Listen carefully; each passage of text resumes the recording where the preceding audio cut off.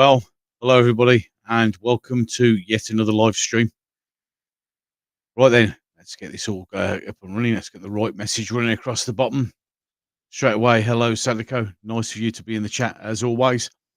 Right then, just come across a news article that we need to sort of put out there because yet again, our government is doing a wonderful thing of continually to pour petrol upon the fires of dissent in this country. So let's, without further ado, get the article up. So, as you can see, Michael Gove to appoint new anti-Muslim hatred advisor ahead of a new extremism definition next week. Yeah, not anti-hate advisor, anti-Muslim advisor, because that's what's important. Not an anti-Semite. No, anti-Muslim. The appointment will come in a week when ministers will seek to deliver on the commitment by Rishi Sunak to tackle both far left and far right extremism. You know, that magical extremism on the far right that they can't show you, name, point to, explain, or whatever. It's just there. Now, if there is these extreme far right organisations that need to be tackled, then surely we should be told about them. It makes logical sense. Any case, a critic of the government's approach to tackle extremism could be unveiled. So the critic of the government's approach is now going to be the government's approach. A critique of the government's approach to tackle extremism could be unveiled as the government's new anti-Muslim hatred czar next week as part of the major crackdown on extremism to be launched by Michael Gove. So if it's to sort of fight extremism, why do they continually keep going anti-Muslim as if that's the only hatred there is in the world? Because there's far more anti-Semitic violence, but that doesn't seem to be addressed.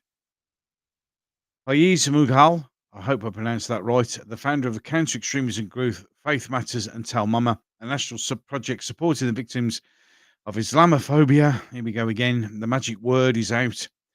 He's a frontrunner to be appointed the new independent advisor on anti-Muslim hatred. Again, it's only one type of hatred that seems to be wanted to be covered because, of course, that's the only thing GB News can reveal. I mean, I'm sorry, this is from GB News. They're just about as reliable as the BBC at the moment, but that's beside the point. Mughal is understood to have met with Gove, who is a community secretary who works with the Home Office to tackle extremism. Damn, and I thought we were getting an advisor who is truly anti-Muslim. No. It's the only thing that matters now.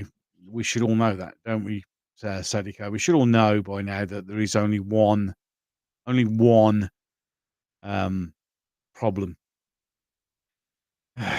Any case, one Whitehall source said he was a safe appointment. Yeah, because he's going to do what you want them to do. Who will be expected to work closely with the Tory ministers as well as Labour's ministers if there is a change of government at the next general election later this year, which there will be. Tell Mama. Most of them consider their own mothers second-class citizens. Apparently so. An announcement could be made on Monday. Sources close to Gove said that Michal was one of the number of names we were looking at. They don't tell you the other ones. Last year, backing a review by William Shawcross, which called for the overhaul of the government's Prevent anti-terror programme, which is designed to prevent pretty much Islamic terrorism being squandered on people that actually maintain a status quo. He told The Sun, tackling extremism means tackling the views, values, and toxic social narratives that fuel the division and dehumanize associated with extremism. Okay, that's fair enough. That's pretty much what it does. In 2022, Miguel warned politicians not to pander to hate and fear. He told the Express, we should not give hope instead of hate and courage where there is fear.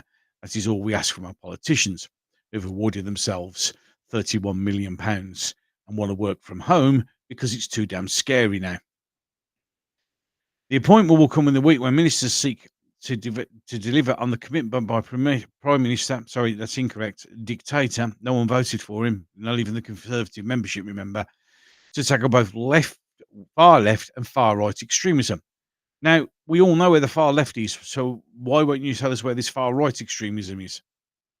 Which he said was tearing the UK apart. No, what's tearing the UK apart is a two-tier justice system a two-tier policing system, and the fact that everything has to be pro-Muslim. Even this is not anti-hate; it's anti-Muslim hate.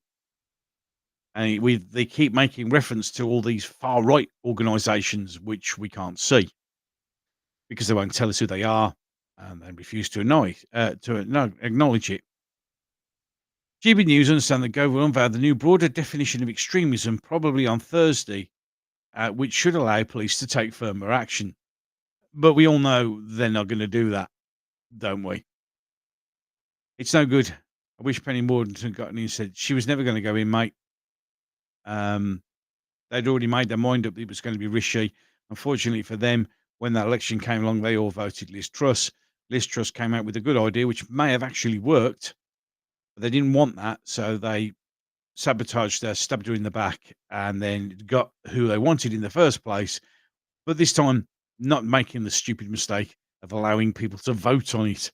Because why would you want to do that in a democratic election? Yeah, so I don't call him Prime Minister Rishi Sunak. He's dictator. Anyone who's put in power by a load of people without giving anyone else a choice is a dictator, just like Gordon Brown was. The definition is due to be circulating Whitehall is what known as a ministerial right round. One person said who's seen it says it's vague. Oh, that's a good start, isn't it? There have been concerns that if the definition is drawn too widely, it could inadvertently penalise groups opposed to same-sex marriage, abortion, and new transgender rights. What new trans? There we go again. What transgender rights? I still am trying to figure out what rights have been impinged. I have asked over and over and over and over again, all over Twitter and everywhere else. Please tell me what rights are being impinged, and I never get an answer because there aren't any. So they're worried it might inadvertently penalise groups opposed to same-sex marriage, abortion, or new trans. Right, okay. Ministers want to broaden the definition to tackle the growing Islamic and far-right extreme. What far-right extremism? Please give me a single example, a single name of something. What rise in the what is this rise in far right? There's only one rise at the moment, and we also know it's Islamic. That's the issue.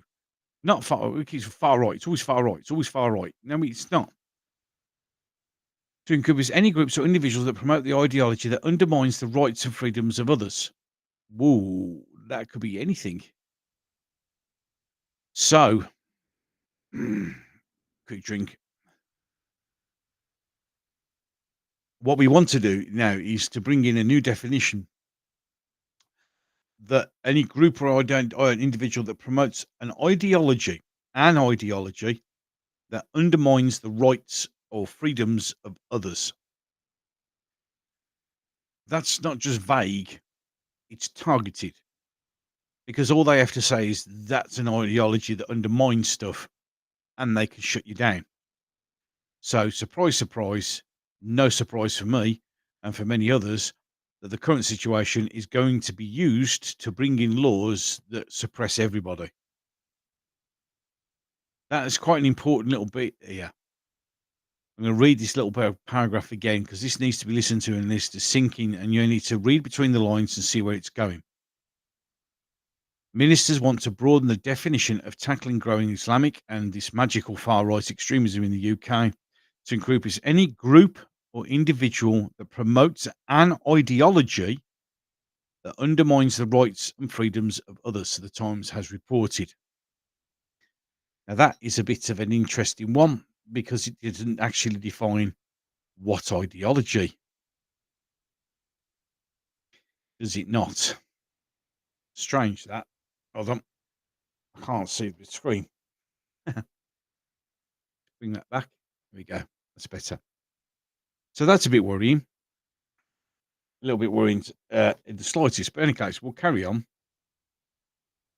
However, some cabinet ministers fear that it would ban groups such as gender-critical feminists, challenging transgender women's access to same-sex facilities, or conservative Christian groups that oppose gay marriage or abortion, for example, or people who don't toe the party line, or don't think that jab is a good idea, or won't do this, or won't do that, or says that this particular religion isn't good.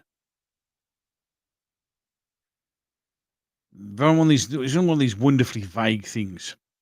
More reports on extremism in the UK will be published in the coming weeks, including one by the government's lead commissioner for countering extremism, Sam Khan.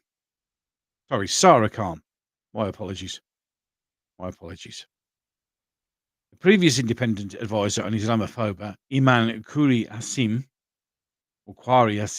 was appointed in 2019 to advise ministers on producing a definition of Islamophobia.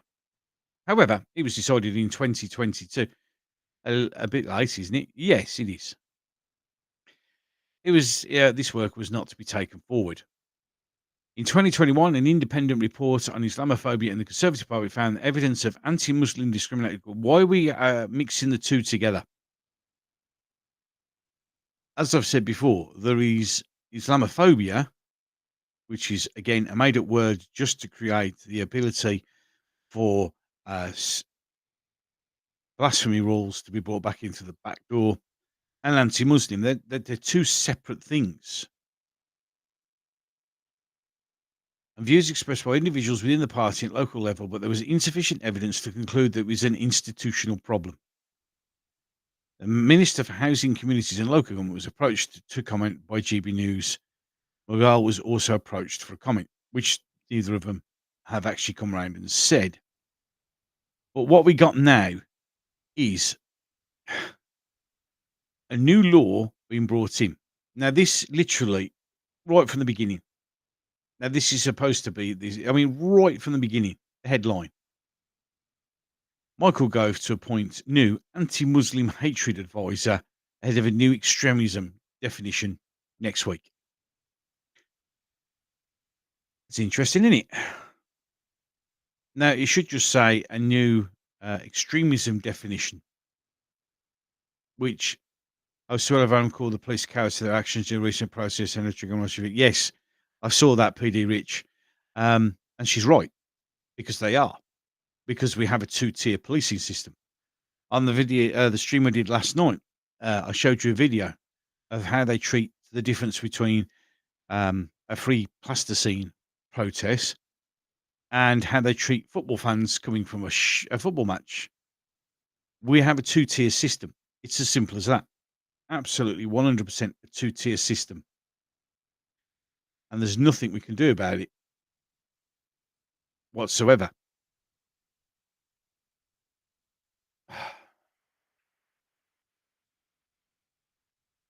It is, again, something else. It's been specifically worded like that, and it's been specifically done it again to just stoke the fires. No, we're not going to have. We're having a new extremism definition, which could be used to whatever, because as it said in that article, it can be used to prosecute any group or individual who has an ideology that affects the freedom of others, which means it could be used for literally anything. One of the things that was going to happen with all this stuff that's going on at the moment is this was going to be used by our political classes to install yet another rule, yet another definition. Michael Gove to appoint anti-Muslim hate advisor to cover his own racism. Probably. But why does it have to be the tagline? Why does it have to be anti-Muslim? Because they say that and they just bang on about that, and it's all far right this, far right that. These huge far right extremism gangs that no one seems to know anything about. I mean, are we part of the problem? Does this mean that myself would be under such laws once it's kicked in? Would I be deemed an extremist for not having or having a certain ideology? It's a bit worrying, that one, isn't it? I personally think it's very worrying. But yet again, it's just something else, isn't it? Just another example of where we have a two-tier system. We do genuinely live in a situation where we have far too much. Well, it's not just a two-tier policing system. It's not a two-tier justice system. It's a two-tier society now, where we are treated differently because of either a colour of our skin or our religious thing. I've never heard of a far right suicide bombing, I must say. Correct, Sadiko, because there isn't one. There probably has been way back in the midst of time, but I've always said, please demonstrate to me or mention to me in the last 5 years, yeah, when there was a last far right attack. Now somebody go, oh, was that time when that bloke? I think the last one was when that bloke ran his white van into some people in the crowd outside. That was it. That was it. But every time they have these conversations, every time they, instead of dealing with the issue, instead of actually just going, we know where the problem is, they go, it's the far right, and then refuse to define far right. I mean, we've got, at the moment, you can say, well, there is a problem with Islamic extremism because we can see. Hello, Scottish Davros. How you doing, my mate? Passports for daily life will come for the rest of us for watching it. Well, we'll have digital IDs coming up soon. We all know that.